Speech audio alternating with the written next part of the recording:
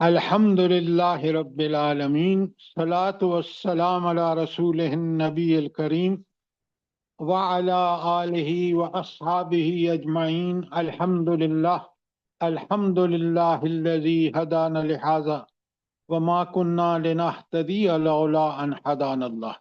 رب اشرح لی صدری ویسر لی امری واحلل عقدۃ من لسانی یفقہوا قولی، آمین یا رب العالمین۔ میں نے آپ کے سامنے آیت 183 پڑھی ہے۔ کوئی سوال ہو جس میں روزے کی فرضیت کا حکم ہے اللہ تعالیٰ کی طرف سے؟ اگر 183 پہ کوئی سوال نہیں ہے تو 184 بتائیں، جہاں پہ اللہ تعالیٰ نے مسافر اور مریض کو کچھ رعایات دے دی ہیں۔ اگر یہ کبھی کوئی سوال نہیں ہے تو آیت 185 بڑی تفصیل سے ہم نے کل ڈسکس کی تھی، کہ جس میں اللہ تعالیٰ نے بتایا ہے کہ روزہ رمضان کا مہینہ وہ ہے جس میں قرآن نازل ہوا ہے۔ تو قرآن تو ہم پڑھ رہے ہیں، حدیث میں نے آپ سب کو رمضان کے بارے میں جو حدیث ہیں وہ بھی بھیج دی ہیں، قرآن کے بارے میں جو حدیث ہیں وہ بھی بھیج دی ہیں، اور رمضان کے جو مسنون دعائیں ہیں وہ بھی بھیج دی ہیں۔ جس کسی کو نہیں ملا وہ اس کا کام یہ ہے کہ میرے فون نمبر پہ یا وقار کے فون نمبر پہ اپنا نام اور وہ فون نمبر بھیجے جس میں واٹس ایپ فیسلٹی ہے، تو فوراً ہم بھیج دیں گے۔ اچھا، اس کے بعد آج میں نے پڑھنی ہے آیت 186۔ تو آپ کا کوئی سوال نہیں ہے 185 تک؟ جلدی بتائیں۔ اب ذرا بڑی یہ جو رمضان کے بارے میں آیات ہے نا، لاجواب ہے۔ اب آپ سنیں کتنی جو آیتیں پڑھی ہیں۔ اب آیت 186 میں آپ کے سامنے پڑھ رہا ہوں۔ بسم اللہ الرحمن الرحیم۔ میں ترجمے کے سے بعد آپ سے سوال کروں گا، پھر جواب بھی دوں گا، تشریح بھی کروں گا تاکہ آپ اٹینٹیو رہیں۔ بسم اللہ الرحمن الرحیم۔ وَإِذَا سَأَلَكَ عِبَادِي أَنِّي فَإِنِّي قَرِيبٌ۔ کیا بات ہے! اللہ تعالیٰ فرماتے ہیں اپنے نبی صلی اللہ علیہ وآلہ وسلم سے، اذا سألک عبادی، جب میرے بندے آپ سے پوچھیں، انی میرے بارے میں، اللہ کے بارے میں، تو اللہ کہتے ہیں ان کو بتاؤ فإنی قریب، میں بالکل ان کے قریب ہوں۔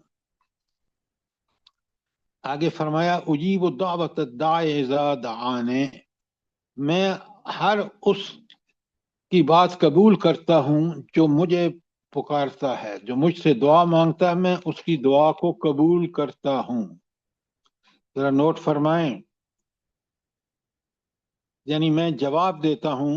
اور آگے فرمایا فَلْيَسْتَجِيبُوا لِي، لہٰذا انہیں چاہیے کہ میری دعوت پر لبیک کہیں۔ وَلْيُؤْمِنُوا بِي، اور مجھ پر ایمان لائیں، یقین والا ایمان۔ لَعَلَّهُمْ يَرْشُدُونَ، تاکہ وہ ہدایت پا لیں۔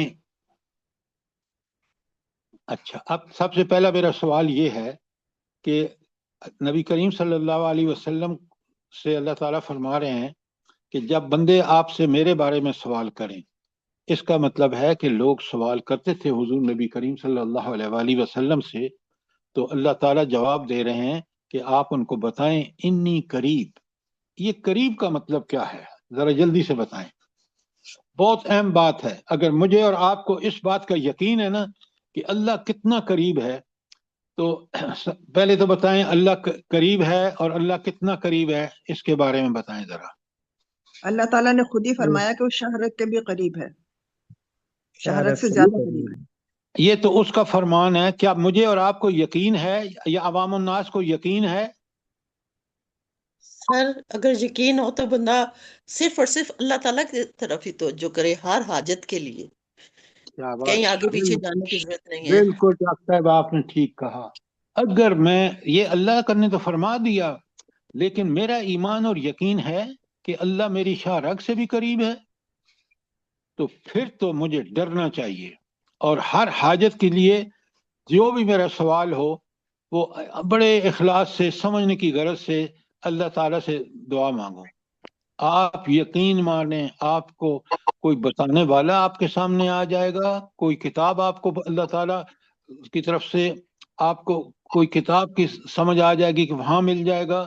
اور جب بھی آپ نے اخلاص سے اللہ تعالیٰ سے کوئی سوال سمجھنے کے لیے کیا، میں آپ کو بتا دوں میرا تجربہ ہے کہ اللہ نے فوراً بندوبست کیا، قبولیت بخشی، اور مجھے اس چیز کا سوال یا تو کسی ایسے آدمی سے مل گیا جو آدمی جس کو میں جانتا بھی نہیں تھا، یا کوئی کتاب مل گئی، یا کہیں سے رہنمائی مل گئی۔ یہ سارے اللہ رب کریم کے احسان ہیں۔ تو جب بھی بندے نے اللہ سے مانگنا ہوتا ہے تو یا کوئی کسی ضرورت کے لیے، تو اللہ تعالیٰ کہتے ہیں میں ان کے شاہ رگ سے بھی قریب ہوں۔ وہ شاہ رگ تو آپ دیکھیں نا میرے جسم میں ہے، مجھے دور جانے کی ضرورت ہی نہیں ہے، اللہ تو اتنا قریب ہے کہ جس میں شاہ رگ سے بھی قریب ہوں۔ ذرا نوٹ فرمائیں، اگر میرا اور آپ کا یقین ہو نا تو آپ دیکھیں ابوبکر صدیق رضی اللہ تعالیٰ عنہ کہتے تھے کہ مجھے اگر بس تسمے کی ضرورت پڑے نا، تسمہ بوٹ کا ہوتا ہے، وہ بھی میں اللہ سے مانگتا ہوں۔ ذرا نوٹ فرمائیں، یہ ہے قربت کا احساس، یہ ہے یقین۔ آج امت مسلمان کو ذرا بھی یقین نہیں ہے۔ یہ ٹرمپ کے جو پجاری ہیں، اس کے پاس کچھ بھی نہیں ہے بھائی، وہ خود محتاج ہے۔ ہر کائنات کا ہر انسان ذرہ ذرہ اس کا محتاج ہے۔ تو یہ بات آپ کی سمجھ میں آ گئی کہ اذا سألک عبادی انی فانی قریب۔ آپ بالکل صحیح کہہ رہے ہیں، صحیح ہوتا ہے بالکل، لیکن سوال یہ کہ ہمارا ایمان ہو نا ناظرہ بابی، تو پھر انسان دیکھتا ہے کہ یار میں آپ کو بتاؤں، میرے پاس بڑی لائبریری ہے، خود الفوظ میں بھی آپ آ کے دیکھ لیں، جن لوگوں نے دیکھی ہے وہ آپ کو بتا سکتے ہیں۔ بالکل سر، آپ کے گھر میں بھی لائبریری ہے، گھر میں بھی اتنی بڑی لائبریری ہے جس کا میرے اوپر نیچے کتابیں ہیں۔ بالکل، اور رب مجھے بتا دیتا ہے کہ تم نے یہ پڑھانا ہے تو یہ فلاں کتاب میں مجھے بالکل اشارہ مل جاتا ہے، اور میں جب دیکھتا ہوں تو حیران رہ جاتا ہوں کہ میرے رب نے میری دعا کس طرح قبول کی ہے۔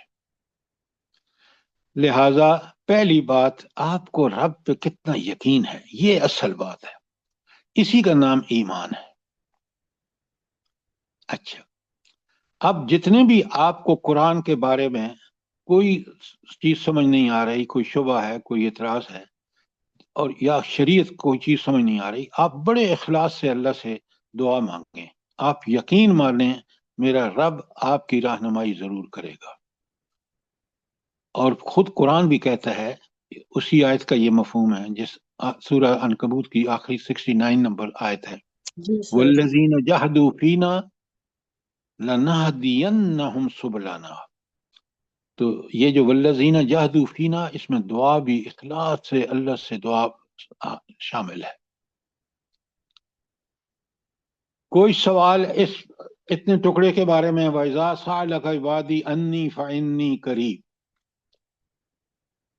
کوئی جی سوال سر، نہیں ہے؟ اللہ تعالیٰ نے دعا کے ساتھ 2 شرائط بھی لگائی ہیں نا، فَلْيَسْتَجِيبُوا لِي وَلْيُؤْمِنُوا بِي، پھر بات بنے گی۔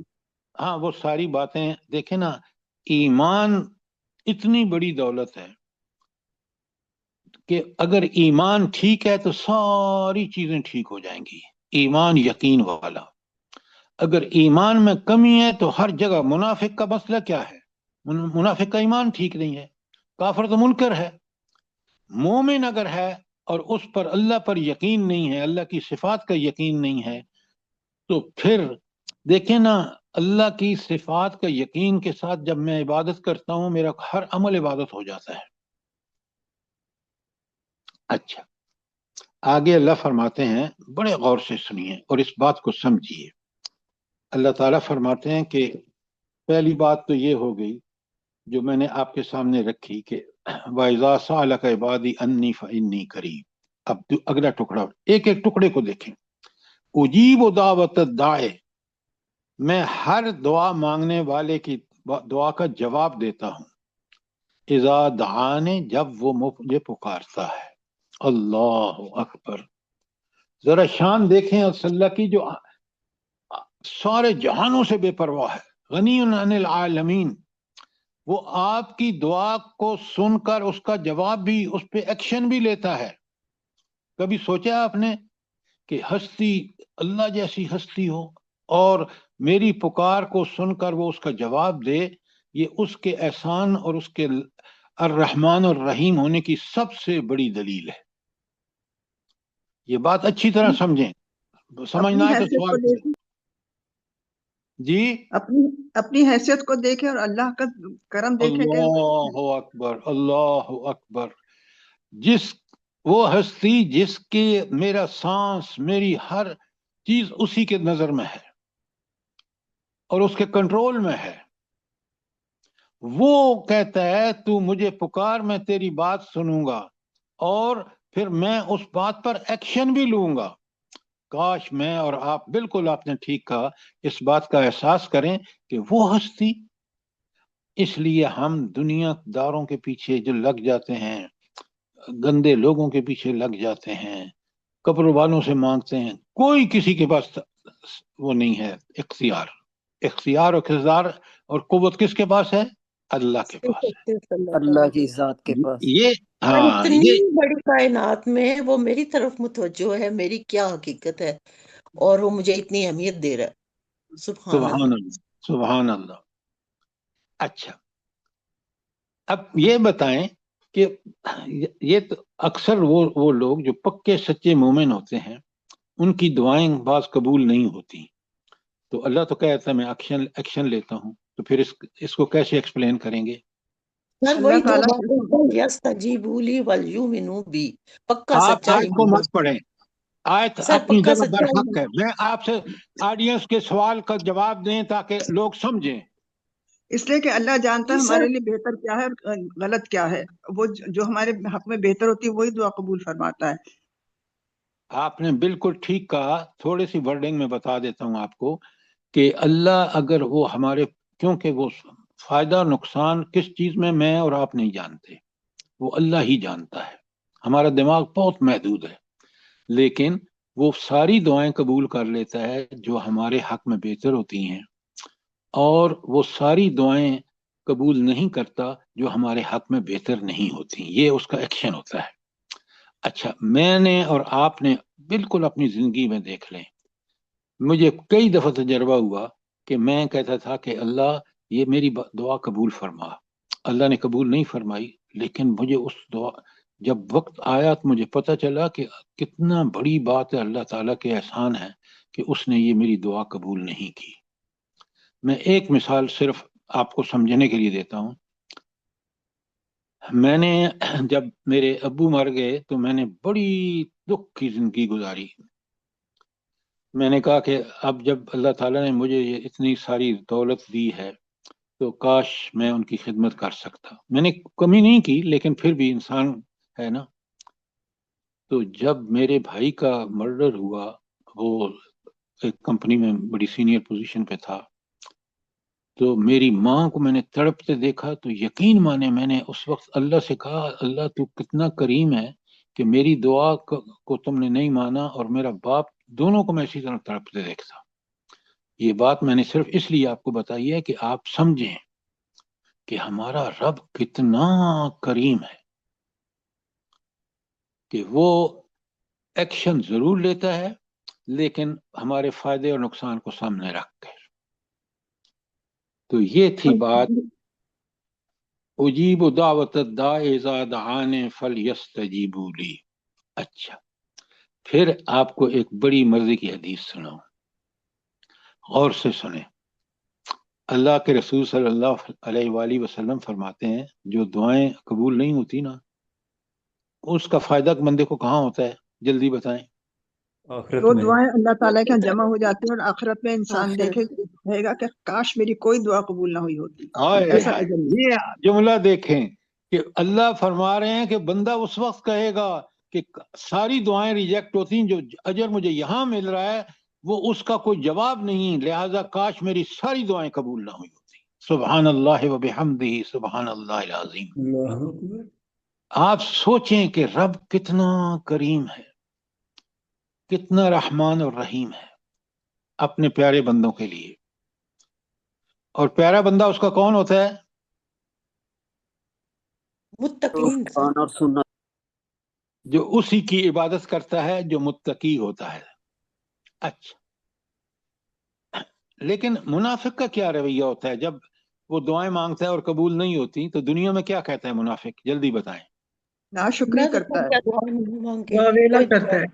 ہاں، واویلا کرتا ہے، ناشکری کرتا ہے، اور یہی چیز اللہ کے ہاں بڑی ناپسندیدہ ہے۔ اس کا ذکر قرآن میں کئی جگہ آیا ہے۔ اچھا، اس کے بعد اگلی آیت کا جو ٹکڑا ہے وہ ہے فَلْيَسْتَجِيبُوا لِي وَلْيُؤْمِنُوا بِي، لہذا مجھے پر میری بات کو قبول کرو اور مجھے پر ایمان لاؤ۔ اچھا، یہ اللہ نے کیوں کہا ہے بھلا؟ آج کے اندر رہ کے جواب دیجئے، ادھر ادھر کی ہم مت ہاں کیے۔ اللہ تعالیٰ فرماتے ہیں کہ میرا حکم مانو اور پکا سچا ایمان ہونا چاہیے تمہارا میرے اوپر، بھائی میری کیوں صفات کہہ پر رہا؟ اقرار میں نے کرنا سوال چاہیے۔ کیا ڈاکٹر صاحبہ، آپ سوال کو کھول رہے ہیں، اس کا جواب کیا ہے؟ کیوں اللہ نے کہا؟ آیت میں نحو آپ نہیں پڑھ یرشدون، رہے، کیا بات کر رہے ہیں؟ آیت میں پیچھے کہا وَإِذَا سَأَلَكَ عِبَادِي عَنِّي فَإِنِّي قَرِيبٌ أُجِيبُ دَعْوَةَ الدَّاعِ إِذَا دَعَانِ، لہذا اسی کے پر ایمان لو، اسی کو وہی تمہاری اسی کی بات کو قبول کرو۔ کیوں؟ یہ پیچھے ساری باتیں کیوں بتائی ہیں؟ اس لیے تو بتائی ہیں کہ اگر پکا سچا ایمان اور میں تمہاری بات کو قبول کروں گا اگر تم مجھے پکارو تو۔ کیوں نہیں آیت میں گئے تھے آپ کا ذہن کیوں نہیں مرتکز ہوتا؟ اور آگے اللہ نے کمال کی بات فرمائی ہے، ایک لفظ آیا ہے لعلہم یرشدون۔ تو لعلہم یرشدون کون لوگ ہیں؟ وہ لوگ جو اللہ پر ایمان لا کر اور اللہ ہی کی قبولیت کا انتظار کرتے ہیں۔ لہذا اس لیے تم ہدایت پر ہوگے کہ جب فَلْيَسْتَجِيبُوا لِي اور وَلْيُؤْمِنُوا بِي۔ آیت کتنی کامل ہے، آپ قرآن کی وسعتوں اور بلاغتوں کو سمجھیں۔ تو گویا میری دعوت پر لبیک کہو، فَلْيَسْتَجِيبُوا لِي، اور مجھ پر ایمان لاؤ۔ ایمان شعوری پکا سچا، یہ نسلی ایمان نہیں جس سے آج امت مسلمان دعوے اسلام کے کر کے سارا کچھ اسلام کے خلاف کر رہی ہے، اور نتیجہ آپ کے سامنے ہے، کوئی اس میں تفصیل میں جانے کی ضرورت ہی نہیں ہے، آپ خود دیکھ سکتے ہیں، آبزرو کر سکتے ہیں۔ اچھا، اس آیت کا ایک جملے میں بتائیے کہ اس آیت کی ایک تشریح ایک جملے میں جلدی بتائیں، اتنی بڑی آیت کا ایک جملے میں خلاصہ۔ توحید ہے سر۔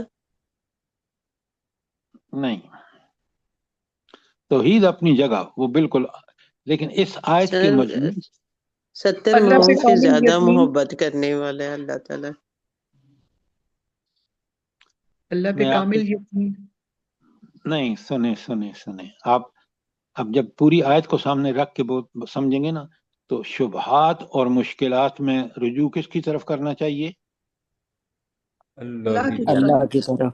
یہ ہے اس کا خلاصہ پوری آیت کا۔ سردی رد شرک بھی ہے نا کہ کسی اور کو مت پکارو اور صرف بھائی مجھے باقی سارے ٹھیک ہیں، اصل بات یہ ہے شرک، مخلص بندہ ہی اللہ کی طرف رجوع کرے گا نا۔ جی پہلے جو بات میں عرض کر رہا ہوں پہلے اس کو سمجھیں، اگر سمجھ نہ آئے باقی ساری چیزیں، کیونکہ وہ یہاں بتا دیا کہ دعائیں وہ قبول کرتا ہے اور کتنا عظیم ہستی ہے، اور کس طرح وہ بندے کی ایک ایک مشکل کو سنتی ہیں اور اس کا حل اس کو حل فرماتے ہیں۔ تو اس کا پوری صورت کا جو خلاصہ، ساری پوری آیت کا جو خلاصہ ہے وہ ہے کہ ہر قسم کے شبہات اور مشکلات میں رجوع کس کی طرف کرنا چاہیے؟ اللہ تعالیٰ کی طرف. سر میں ایک بات کہوں. جی فرمائیے. سر آپ نے آیت البر میں ایمان باللہ کی جو تشریح کی تھی نا، جیسے وَلْيُؤْمِنُ بھی ہے یہاں پہ، تو اللہ کہتے کہ میرے تمام احکامات کے آگے سر جھکا دو اور اپنے اوپر نفاذ کرو، تو آگے پھر بات چلتی ہے نا وَلْيُؤْمِنُ بھی پھر لَعَلَّهُمْ يَرْشُدُونَ. آپ یعنی سرکشی بھی انسان کرے اور پھر اللہ کی طرف بھی جائے، تو یہ دو چیزیں کیسے ہو سکتی ہیں؟ آپ میری بات سنیں. آپ نے میں آیت کے اندر رہ کے آیت کے باہر جب جائیں گے، آیت کے اندر جو اللہ کی صفات یہاں بیان ہوئی ہیں، دعائیں وہ سنتا ہے، مشکلات کا حل وہ کرتا ہے، لہذا اس حوالے سے پکا سچا ایمان ہوگا اور ہر حکم کی تعمیل ہوگی. فَلْيَسْتَجِیبُوا کا مطلب یہ ہے، تو پھر تم ہدایت پر بھی ہوگے. لہذا آیت کے اندر پہلے کریں، بار بھاگیں گے، پہلے آیت کو کھول کے سامنے پورا سمجھ آئے، اس کے بعد جائیں دوسری چیزوں پر. ٹھیک ہے سر. ورنہ پھر جی آیت کی بات تشنہ رہ جائے گی اور آپ ادھر ادھر ٹھوکریں کھاتے پھریں گے. سر جی ایک بات کہنی ہے. جی حکم. سر جی یہ جو مثالیں دی جاتی ہیں نا، یہ 70 ماؤں والی، پلیز سر جی ان کا کانسیپٹ کلیئر کر دیں کہ اللہ کی مثال، اللہ کے ساتھ کسی چیز کی مثال نہیں ہے.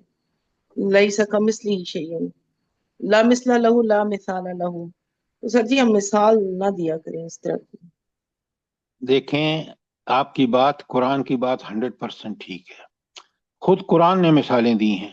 اب کیا کہیں گے آپ؟ سمجھانے کے لیے مثال دینی پڑتی ہے، لیکن اللہ کے لیے کوئی مثال نہیں ہے. یہ بات آپ کی ٹھیک ہے، لیکن سمجھانے کے لیے اللہ تعالیٰ نے قرآن میں مثالیں دی ہیں. بتائیں نا، نہیں دی؟ سورہ نور میں دی ہے. بالکل آپ ٹھیک کہہ رہی ہیں، سورہ نور میں ہے، قرآن میں کئی جگہ پہ امثال القرآن پہ کتابیں اویلیبل ہیں. لیکن بات سمجھانے کے لیے کوئی مثال سے کلیئر کر کے، اللہ کے لیے تو مثال نہیں دی جا سکتی، لیکن یہ مثال موجود ہے کہ سمجھنے کے لیے یہ مثال کتنی ضروری ہے.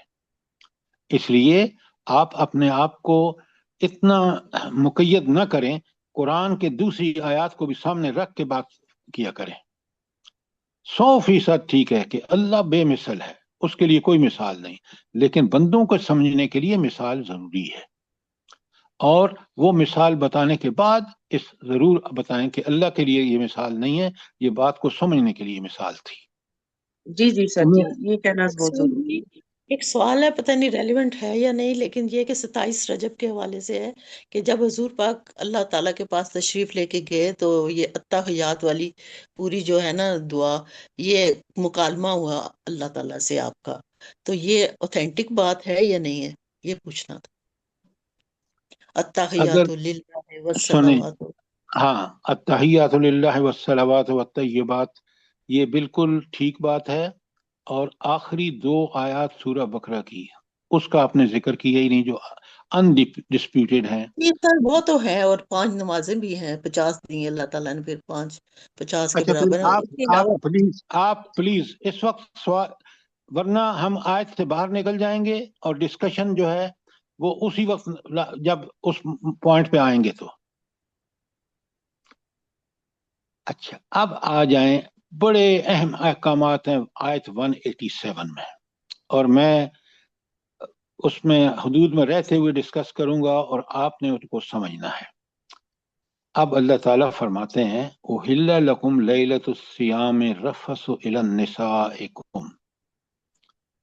اچھا، اللہ تعالیٰ فرما رہے ہیں کہ اللہ تعالیٰ نے یہ حلال کر دیا ہے کہ تم جو ہے اپنی ازواج کے حوالے سے جو مسائل ہیں وہ تمہارے لیے روزے کے رات کے وقت حلال کر دیے گئے. اچھا، اب یہاں ایک بات دین کی سمجھیں، بڑے اور آپ آسانی سے سمجھ جائیں گے کہ یہ جو رفث ہے نا، اس کا صحیح مفہوم ہے کہ شہوانی باتیں. اچھا، اب اللہ تعالیٰ نے یہ میاں بیوی کا نظام، آپ دیکھیں کہ حضرت آدم کو کتنی ضرورت تھی کہ انہی کی پسلی سے اماں حوا کو پیدا فرمایا تاکہ انسان کی یہ شہوانی ضرورت پوری ہو سکے. اسی کے لیے اللہ تعالیٰ نے فیملی سسٹم بنایا ہے. اور اگر یہ فیملی سسٹم، یہ شہوانی حدود کو میاں بیوی دونوں آبزرو کریں تو معاشرہ بہت ہی پاکیزہ بنتا ہے. میں آپ کو اس لیے بتا رہا ہوں کہ میں نے یہ سب مغرب میں دیکھا ہے اور آج تو انتہا ہو گئی ہے. تو یہ جو اللہ تعالیٰ کا نظام ہے نا، یہ اتنا خوبصورت نظام ہے. اللہ نے ساری چیزیں کرنے کو حکم دیا ہے، لیکن ان حدود کو آپ نہیں کراس کر سکتے.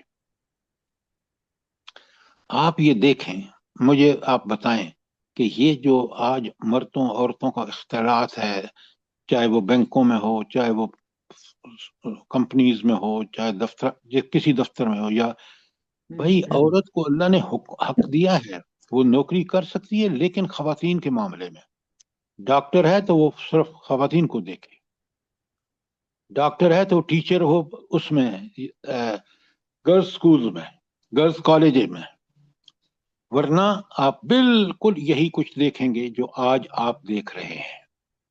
اور معاشرتی زندگی کتنی فحاشی اور عریانی کی طرف جا رہی ہے. اللہ کی شان دیکھیں، اللہ کے کمال دیکھیں. اچھا، تو اللہ نے اس بات کو، یہ جو دیکھیں نا، قرآن نے عربی اگر پڑھتے سمجھتے ہو نا آپ، ہاں، الرفث الی نسائکم، الا کا لگایا نساء، تمہاری اپنی عورتوں سے جن سے تم شادی شدہ ہو.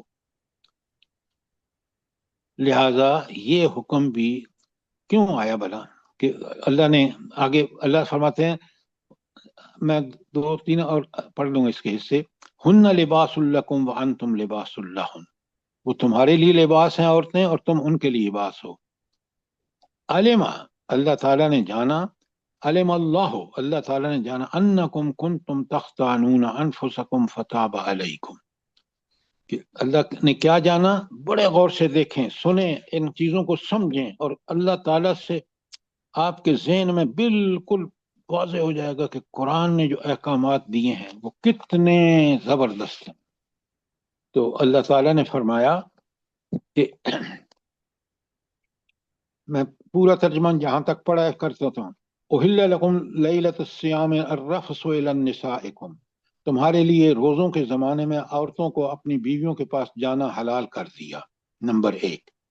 نمبر 2، اس کا عورت اور مرد کے تعلق کو ایک بہترین مثال سے واضح کیا. وہ کیا ہے؟ ہن لباس لکم، وہ تمہارے لیے لباس ہیں، وانتم لباس لہن، اور تم ان کے لیے لباس ہو. علم اللہ تعالیٰ نے جان لیا، انکم کنتم تختانون انفسکم، اللہ نے کیا جان لیا؟ اللہ نے کہ تم چپکے اپنے آپ سے خیانت کر رہے تھے، مگر ہاں آگے اللہ فرماتے ہیں فتاب علیکم، مگر اللہ تعالیٰ نے تمہارا قصور معاف کر دیا، وعفا عنکم، اور تم سے درگزر فرمایا. اچھا، یہاں آپ مجھے یہ بتائیں کہ یہ کیا مسئلہ تھا کہ اللہ تعالیٰ فرما رہے ہیں کہ بھائی تم پہلی بات واپس میں آپ کے سامنے کھولوں گا کہ یہ کتنا اہم نقطہ ہے کہ وہ تمہارے لیے لباس ہیں اور تم ان کے لیے لباس ہو.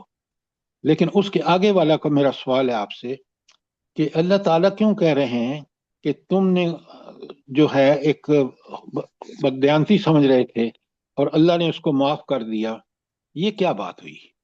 سر جی، رمضان کے اندر آپس میں مباشرت کرنے سے منع فرمایا گیا تھا میاں بیوی کو، تو وہ ہے کہ وہ اپنے آپ بالکل غلط بات کر رہی ہیں، بالکل غلط بات کر رہی ہیں. اور کوئی؟ سر رمضان کی راتوں میں آپ سنیں، بس شک کریں، شبے میں تھے. بس کریں، خبر آپ وقت ضائع مت کریں. اصل میں آپ بڑے غور سے سنیں، یہی وہ چیزیں ہیں جو ہم نہیں پڑھتے اور نہیں سمجھتے اور ان کا صحیح مفہوم نہیں بیان کرتے. اصل میں ہوا یہ کہ جب बनी इसराइल पर रोजा फर्ज था और वो रात को मना था उनको कि वो रात को बीवी के पास नहीं जाएंगे, हराम था।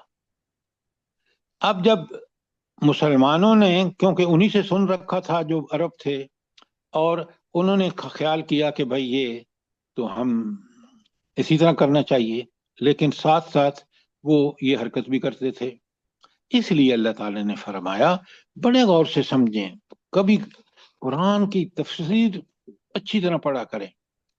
तो इसलिए हाँ, अल्लाह को मालूम है कि तुम चुपके चुपके अपने आप से खयानत कर रहे थे। तो अपने आप से खयानत क्या मतलब, वो खुद समझ रहे कि मैं तो खयानत कर रहा हूं, फिर भी कर रहा था। लेकिन अल्लाह ताला ने मुसलमानों पर जब रोजा फर्ज किया तो रात को उनको अपनी बीवी के पास जाने को बिल्कुल मना नहीं किया। हाँ, जब एतकाफ में मस्जिद में हो और पूरा एतकाफ कर रहा हो उस वक्त बना है, वरना आम रातों में कोई बना नहीं है, चाहे रमजान की रातें हों। अब बात समझ आई है कि नहीं है डॉक्टर साहिबा?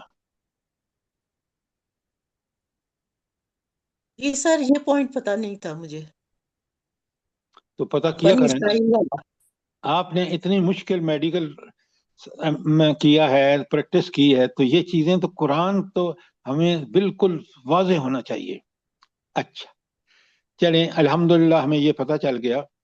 अब जरा आए, हुन्ना लिबासुल लकुम व अंतुम लिबासुल लहुन। बड़ी कुरान अरबी आपको आती हो ना तो आप अश अश कर उठें। असल में ये है एक मुहावरा। अच्छा, इस मुहावरे के चंद पहलू हैं। मियाँ बीवी के लिए लिबास है, बीवी मियाँ के लिए लिबास है। अब सुने वजह क्या है, कुरान ने बड़ी इसमें वो है वुसअतें। पहली बात यह है कि लिबास का एक मकसद ये होता है कि वो आदमी के जिस्म के लिए सतर का काम करता है, और इंसान बरनगी जो उसको बहुत नापसंद है उससे बच जाता है। और इसलिए अल्लाह ताला ने हमारे सारे नफ्स के सारे अयूब की पर्दापोशी अगर हो सकती है तो सिर्फ बीवी के लिए शोहर के जरिए हो सकती है, और शोहर के लिए बीवी के जरिए हो सकती है। तो ये पर्दापोशी आप देखें, मियाँ बीवी एक दूसरे के अयूब कभी भी बयान ना करें, वो लिबास की तरह सातिर हैं, उनको छुपाए रखें। बिल्कुल सर, सही बात। कितनी बड़ी बात है, जरा नोट फरमाएं। एक तो ये हो गया। अच्छा, दूसरा, इंसान की लिबास किस लिए पहनता है, ताकि उसके आराइश, हुस्न जमाल और सलीका वगैरह जो है उससे अपने आप को आरास्ता कर ले।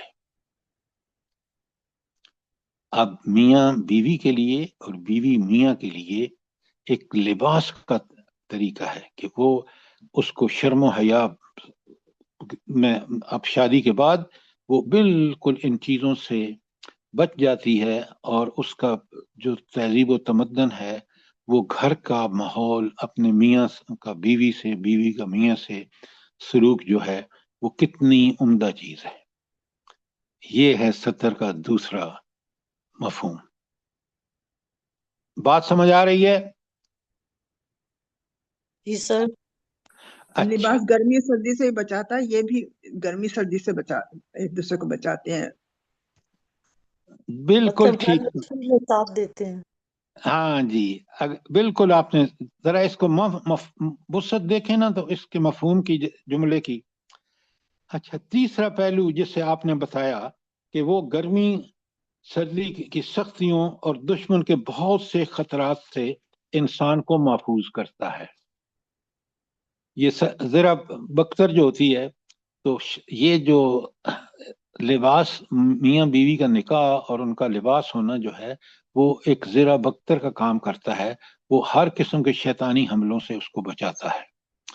और मियाँ की बीवी, बीवी के मियाँ और मियाँ की बीवी से जो जरूरत पूरी होती है वो बेहतरीन तरीका है जो अल्लाह ने बताया है। इसको जब छोड़ के करता है तो बंदा शैतान का भी बाप बन जाता है। तो आपने तीन मकसद मैंने आपके सामने रखे हैं, तीनों आपको समझ में आ जाने चाहिए। اور انہی مقصد کی وجہ سے اللہ تعالی مقاصد کی وجہ سے اللہ تعالیٰ نے فرمایا کہ میاں بیوی کے لیے اور بیوی میاں کے لیے لباس کی مانند ہے۔ یہ بات آپ کی سمجھ میں آ گئی اچھی طرح؟ لباس ایک دوسرے کے عیبوں کو بھی چھپاتے اپنے وہ تو میں نے بتایا نا آپ کو، یہ لباس کا کام ہے کہ وہ ہمارے بدن کے لباس کو میاں اور بیوی ایک دوسرے کے سارے عیوب کو چھپاتے ہیں، تاکہ آپس میں اصلاح ضرور کرتے ہیں۔ میاں کو بیوی بتاتی ہے، بیوی کو میاں بتاتے ہیں کہ یہ ہمارے اندر خرابی ہے، اس کو ہم دور کریں، لیکن سر ایک بات کہوں؟ جی فرمائیں۔ میں نے کہا سر جیسے آفیسز میں یہ مکس گیدرنگ ہوتی ہے تعلیمی اداروں میں، تو لباس رہا ہی نہیں، شریف عورت کی بھائی تو میں اس نے اس آپ کو معاشرے میں بتایا وہ سخت اللہ کے حکم کی اتنی بڑی خلاف ورزی ہے، شیطان کا اتنا بڑا حملہ ہے جس کے آگے ہم نے ہتھیار ڈال دی ہیں۔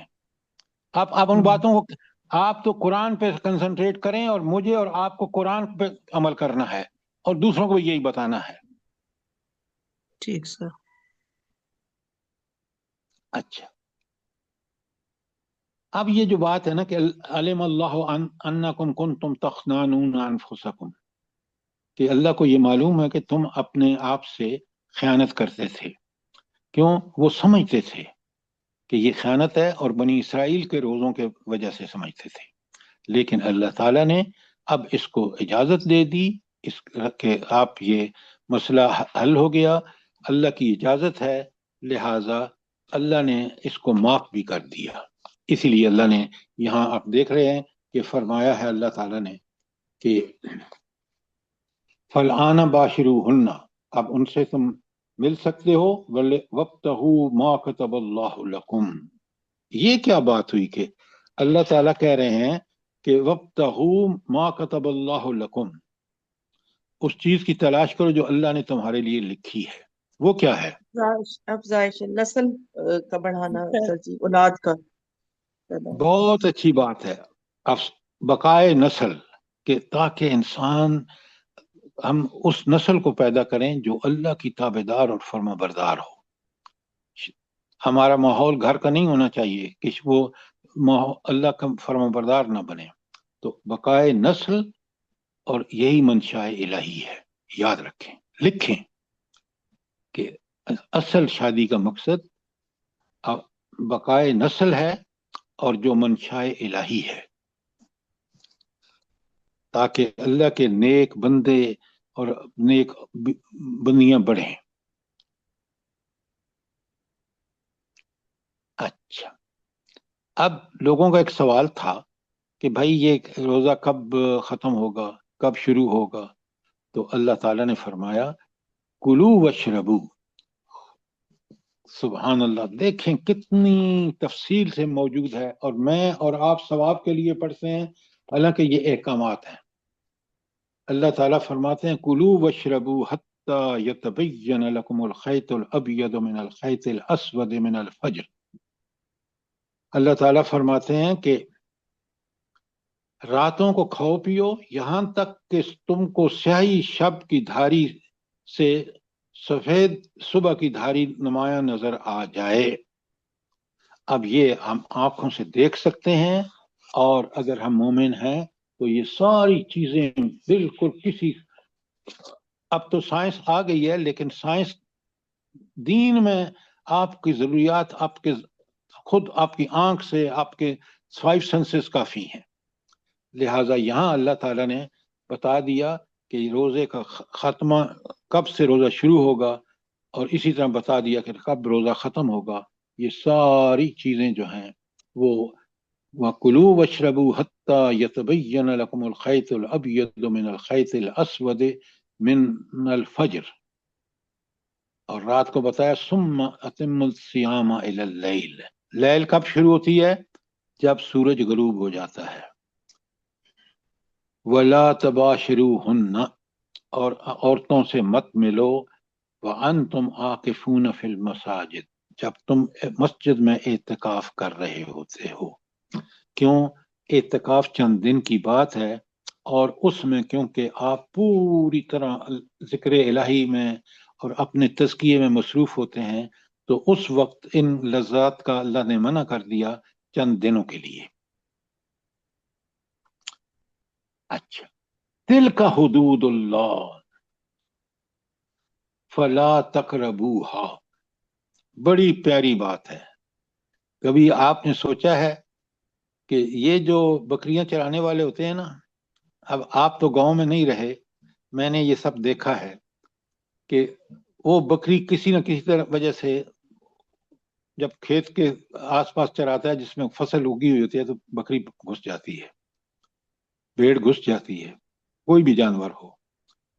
لہذا اللہ تعالیٰ کہہ رہے ہیں کہ یہ حدود اللہ کی، فلا تقربوہا، ان کے قریب بھی مت جانا،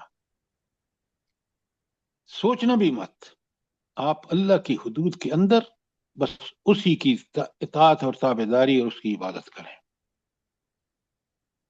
آگے اللہ تعالیٰ خود فرماتے ہیں کذالک یبین اللہ لکم، کذالک یبین اللہ آیاتہ للناس لعلہم یتقون. اسی طرح اللہ تعالیٰ اپنے احکام لوگوں کے لیے وضاحت کے ساتھ بیان کرتا ہے، توقع ہے کہ وہ غلط راستے سے بچیں گے.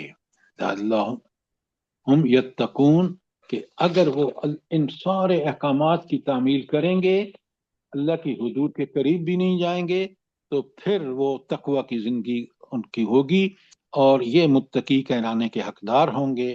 اور پھر متقین کے انعامات دنیا اور آخرت میں جو اللہ نے بتائے ہیں وہ میں آپ کو لکھ کر بھیج چکا ہوں، آیات ساری، تو آپ ان کو دیکھ لیں. یہ سوال کتنی اہم تھی یہ 187، اور آپ نے سمجھ لی پوری طرح؟ جی الحمدللہ. سر، یہاں ایک بات سر کروں. جی الحمدللہ الحمدللہ. رمضان کے حوالے سے یہ بہت امپورٹنٹ ہے. یہ الحمد حدود اللہ کے قریب کی جب بات اللہ تعالیٰ کر رہے ہیں نا، قریب انسان جاتا ہے تو پھر وہ لازماً توڑتا بھی ہے، حدود کے اندر داخل ہونے کے بھی چانسز ہوتے ہیں. اس لیے اللہ تعالیٰ کہتے ہیں کہ قریب بھی نہ جانا. میڈم، میں نے آپ کو مثال دی ہے جانور چرنے کی، وہ قریب جب اس کے قریب چراتا ہے تو وہ گھستا ہے. لہذا انسان کو اللہ تعالیٰ نے عقل، دماغ، سوچ بوجھ سب کچھ دیا ہے. کس لیے دیا ہے؟ کہ وہ اللہ کا نائب ہے اس دنیا میں، اور نائب کا کام ہے کہ اس کی اطاعت کا حق ادا کرے، اس کی حدود کے قریب بھی نہ جائے. آپ اگر دیکھنا چاہتے ہیں تو پھر ان چیزوں کو دیکھیں، سپرفیشل چیزوں کو مت دیکھیں. کہ اللہ کی ہدایت، اللہ نے مجھے اور آپ کو ایک تو اس حوالے سے اختیار دیا ہے، اور کوئی اختیار نہیں ہے ہمیں، لیکن اللہ کے احکامات کی پابندی کرنے میں یا چھوڑنے میں یا ان کو نعوذ باللہ رد کرنے میں اللہ نے ہمیں دے دی اجازت. اس لیے کہ یہ دنیا امتحان ہے، اور یہ بھی ایک طریقہ ہے امتحان کا جو اللہ تعالیٰ نے اپنی حکمت سے فکس کیا ہے. لہٰذا ہم اس کی نافرمانی کے قریب بھی نہ جائیں. اب بات سمجھ آئی ہے؟ جی سر، بالکل الحمدللہ. اچھا، اس کے بعد اب آگے چلتے ہیں. اچھا، یہاں تھوڑا سا رک کے یہ بتائیں کہ روزہ ایک مغرب میں، اور ہمارے ہاں بھی جو مولد ہیں نا وہ کہتے ہیں دیکھیں جی یہ روزہ رکھنے سے تو آدمی کی ایفیشنسی کم ہو جاتی ہے. کہتے ہیں نہیں کہتے؟ جی سر کہتے ہیں، بالکل سر، ٹھیک حالانکہ کہہ رہے بات ہیں اس کے اپوزٹ ہے. دیکھیں ہماری بہن جرمنی سے آپ کو بتا سکتی ہے کہ کافروں کے اندر تو یہ بڑا مشہور ہے کہ جی وہ روزہ رکھے گا تو اس کی کارکردگی کم ہو جائے گی. بالکل بالکل صحیح کہہ رہے ہیں سر. یہ سب اچھا مسئلے ہوتے ہیں یہاں پہ. اچھا، سر میں جی اب سر جی میری بہن کی ایک سہیلی ہے، تو وہ ان کو کہتی ہے، حج پر وہ گئی تو کہتی ہے تم لوگ اپنے آپ پہ ظلم کرتے ہو. وہ سہیلی بنائی بھی انہوں نے، لیکن وہ ہے نہیں ہے، کرسچن ہے. سر اچھا سر لیکن مجھ ابھی کو بھی، میں سچ روزے سے ہوتی تھی تو جاب پہ مجھ کو وہ میری کولیگ جو ہوتی تھی وہ تو کہتی یہ کس لیے رکھتے ہو تم لوگ، تو اپنے اوپر ظلم کریے، نہ کھانا نہ. میں ان کو بولتی تھی میرے ساتھ اس معاملے میں یہ میرا معاملہ ہے، آپ لوگ میرے ساتھ کوئی بات نہ کرو، پھر چپ سر ہو لیکن جاتے تھے. ابھی نئی ریسرچ جو انہی لوگوں نے کی ہے، یہی انگریزوں نے نئی ریسرچ جو کی ہے، اس میں وہ کہتے ہیں جتنا لمبا آپ بھوکا رہتے ہیں، ہفتے میں 2 یا 3 دن، اتنا ہی آپ کے صحت کے لیے بہتر ہے. 8 से 10 घंटे। बिल्कुल ठीक कह रही हैं। अच्छा, आप जरा मेरी बात सुने। आप अगर अल्लाह की बात जो सबसे ज्यादा सही और कामिल है उस पे यकीन करें। मैं अब आपको बताता हूं, सुने आप बड़े गौर से। आप मुझे ये बताएं कि रोजा तकवा पैदा करता है और तकवा ही इंसान को इंसान बनाता है कि वो अल्लाह की हुदूद पार ना करे, अल्लाह के अहकामात की कमा हक्काहू पाबंदी करे। अब मुझे ये बताएं, ये आदमी जिसके अंदर तकवा है, जो अल्लाह के अहकामात की पाबंदी करता है, सबसे पहले तो मुझे ये बताएं कि उसकी कारकर्दगी सवाल ही नहीं पैदा होता कि कम हो।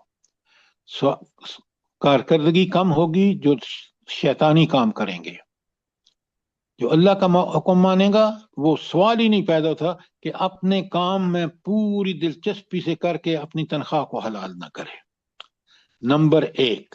नंबर 2, बड़े गौर से सुने। इंसान सिर्फ जिस्म नहीं है उसके अंदर अल्लाह ने एक रूह भी रखी है। व नफख्तु फीही मिन रूही। अब वो रूह अगर ये जमीन से गजा किसकी आती है? जिस्म की, क्योंकि जिस्म मिट्टी से बना है। अल्लाह का कमाल देखें, अल्लाह की हिकमत देखें जरा, कि इंसान को मिट्टी से बना है तो उसकी सारी जरूरियात जमीन में रख दी गई। इंसान का रूह आसमानों से आई है तो उसकी गजा भी आसमानों से आएगी। उसकी गजा है वही रब्बानी, उसकी गजा है कुरान और सुन्नत। और जिसका रूह मजबूत होता है उसका जिस्म भी, क्योंकि रूह के ताबे है जिस्म। अगर रूह नेक है, रूह के अंदर उसने अल्लाह की हुदूद की पाबंदी रखी है, तो वो रूह बड़ा ताकतवर होता है। वो जिस्म को बिल्कुल ऐसा कंट्रोल करता है कि वो उसका अकीदा हो, ईमानियात, उसके इबादत हों, अखलाक हों, मामलात हों, वो सब A1 होते हैं। लिहाजा अल्लाह ताला ने इस रोजे के जरिए जो तकवा पैदा किया इंसान में, वो उसकी रूह की तकवीयत का बायस है। और जब रूह ताकतवर हो जाता है तो शैतान फिर उस जिस्म जिसके अंदर वो रूह हो, वो उसको गुमराह नहीं कर सकता।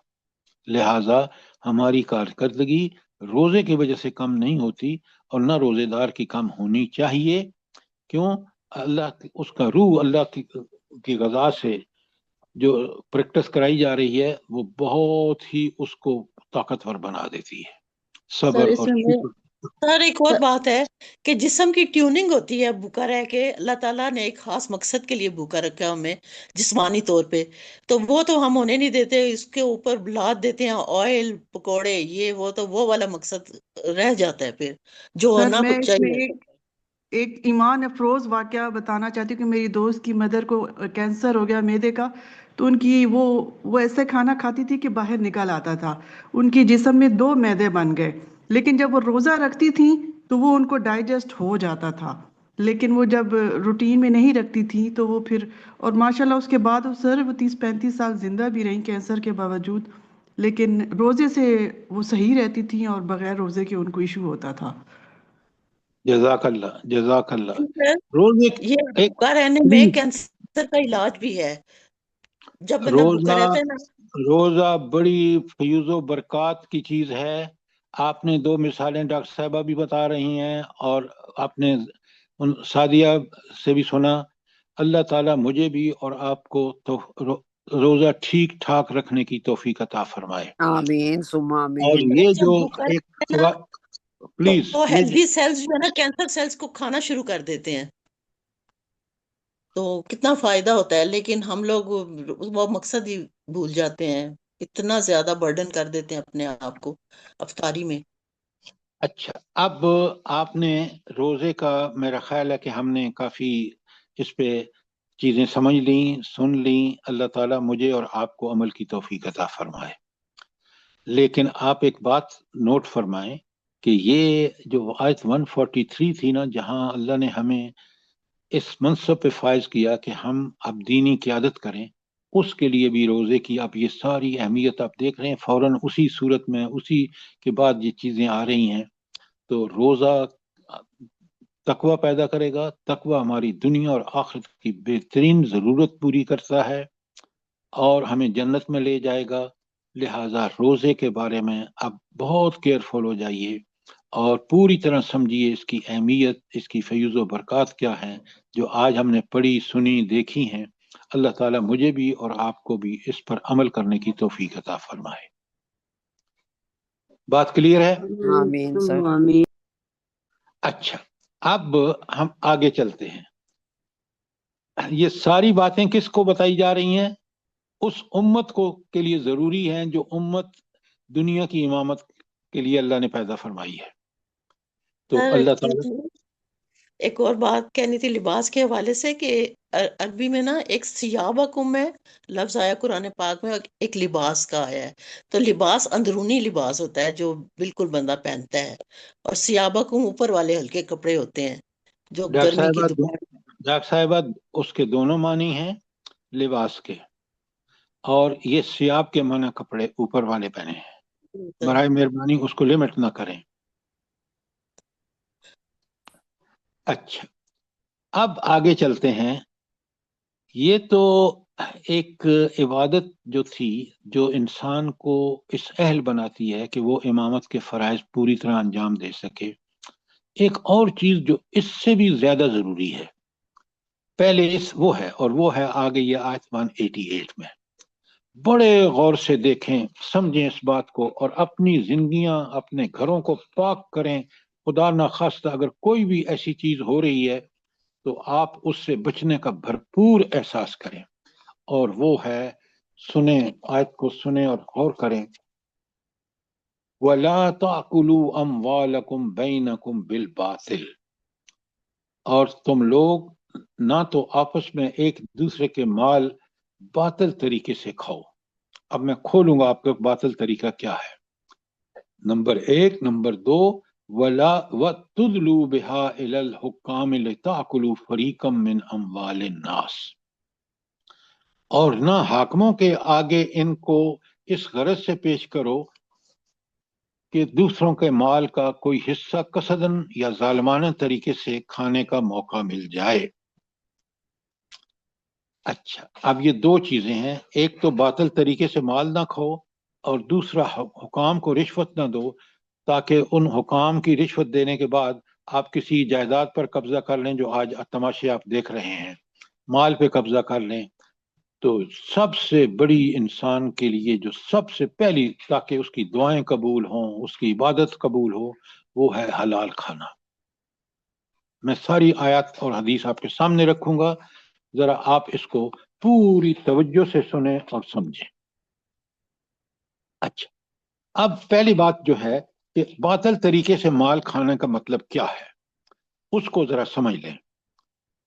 اچھا، اس میں جو سب سے بڑی بات ہے نا کہ باطل طریقے سے مال کس طرح کھایا جاتا ہے، اس کی میں آپ کو مثال دیتا ہوں، اور وہ آپ کو سمجھنی ضروری ہے تاکہ آپ پوری طرح بات کو سمجھ لیں، اور کہیں خدا نخواستہ ہم بھی انجانے میں یا بعض لوگ جانتے ہوئے یہ سارے دھندے کرتے ہیں۔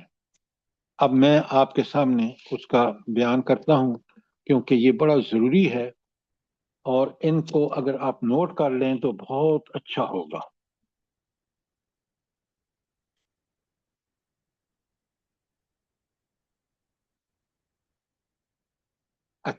اب آپ کو میں نے آیت 180 کے سنیں جی۔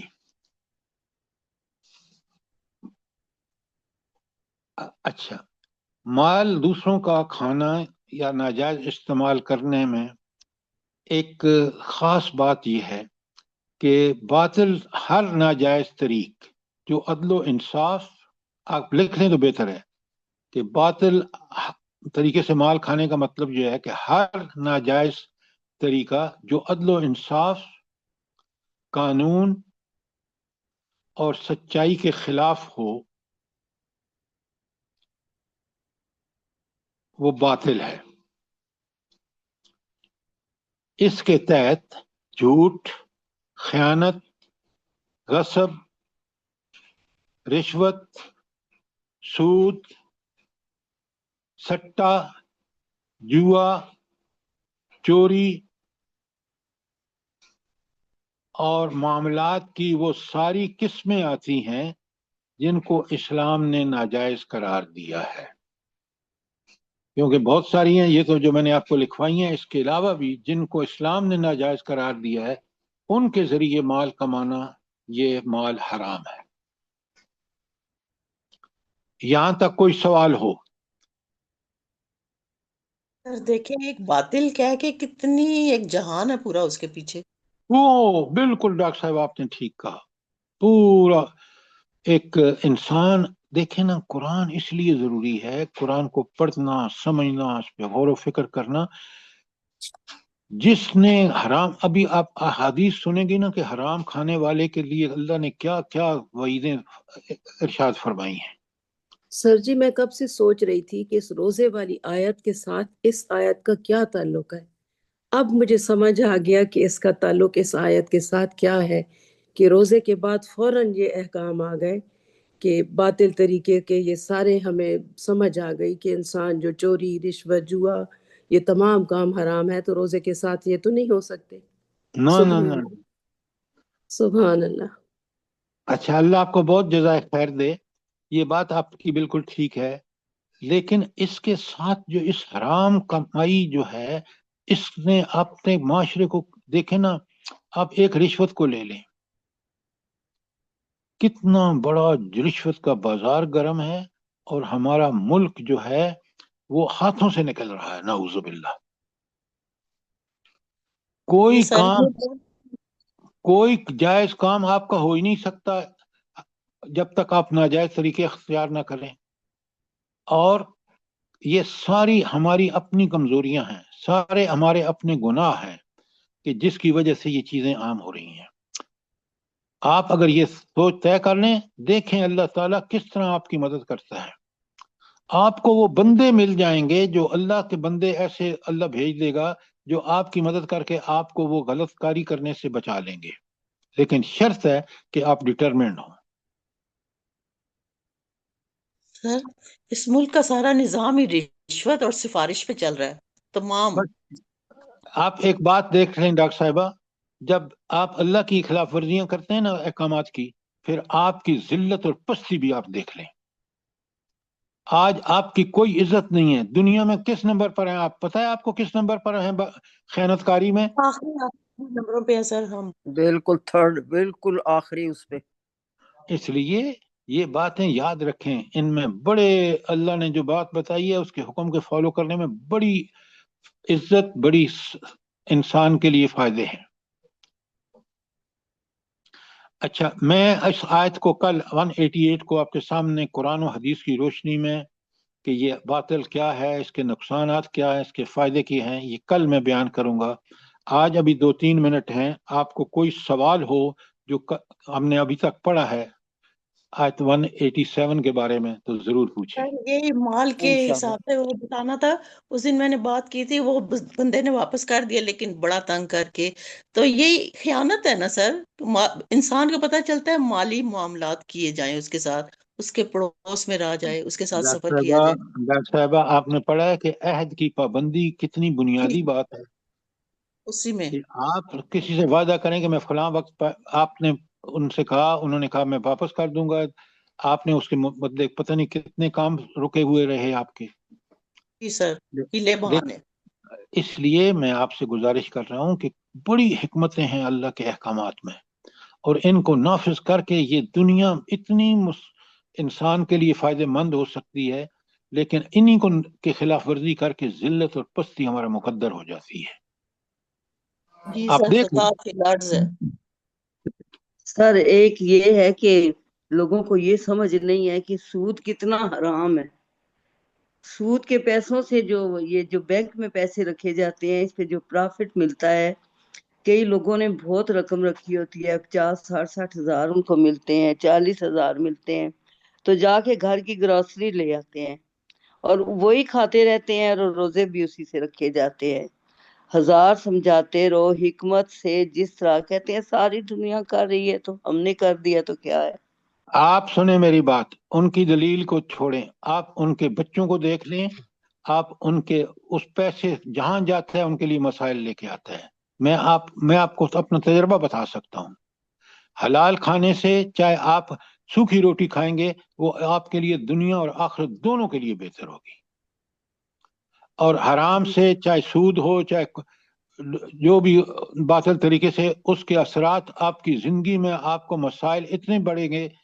دیکھیں نا، جس بندے کو رات کو گولیاں کھا کے نیند نہیں آتی، اس سے پوچھیں نا کتنا بڑا مسئلہ ہے، لیکن وہ حرام نہیں چھوڑتا.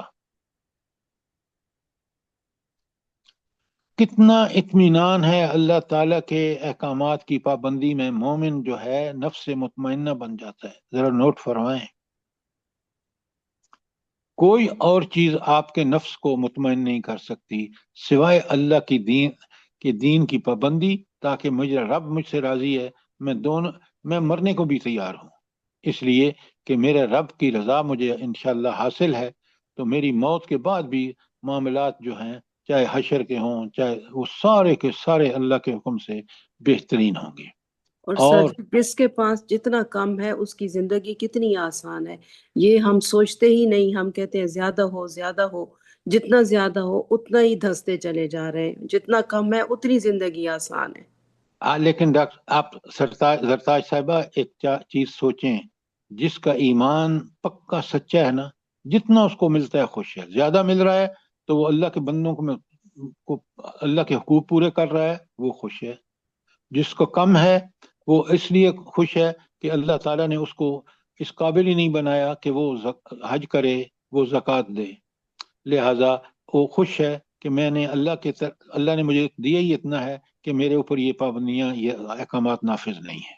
لہذا اصل چیز ایمان. پلیز آخرت کے سوالوں میں سے بھی ہے نا کہ کیسے کمایا اور کیسے خرچ کیا. وہ میں یہ بھی کل بڑی آپ کو آزمائش ہے. بھائی آپ اب آگے نہ جائیں، میں کل آپ کو ساری حدیثیں سناؤں گا اس بارے میں. انشاءاللہ.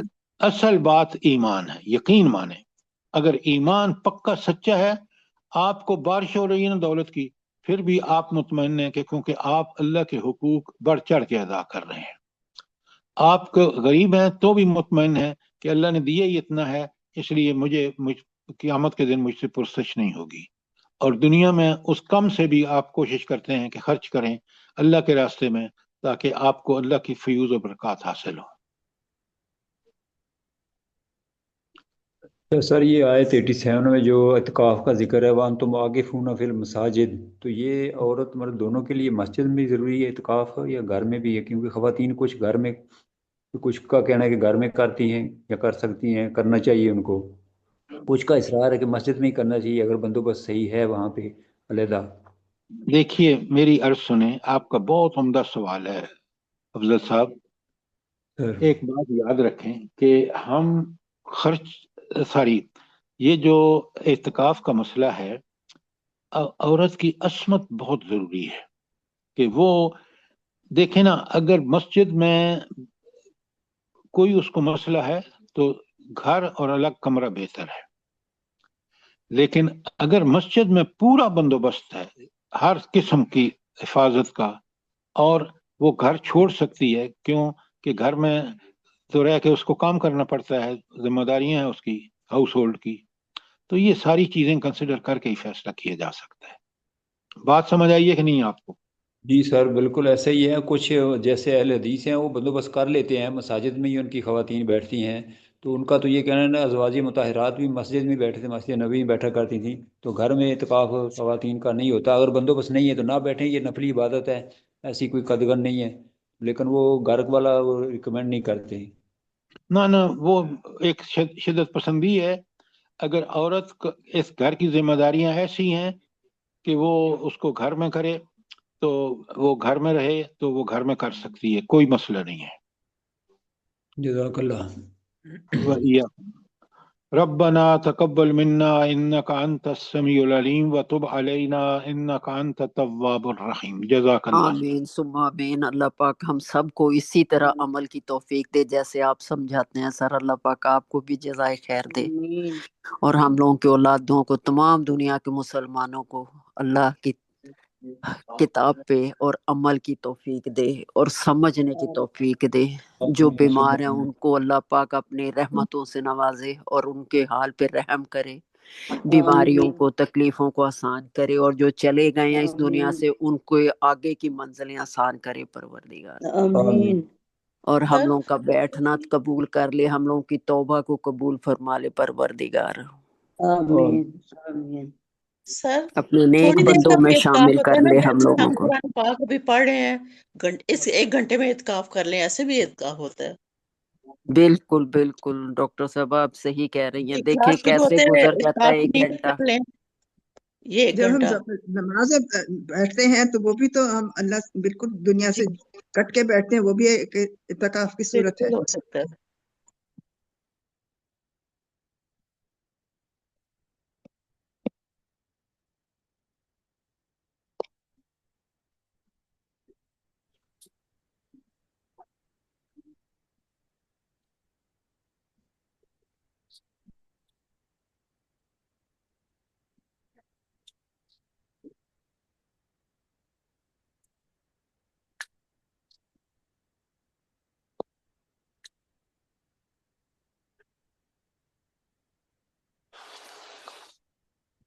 हाँ भाई, आज आपने देखा है हमारा दर्स, कितने बंदे थे?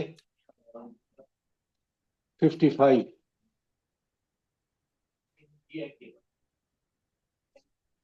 सर क्लास एंड कर दें। जूम ऑन जा रहा है।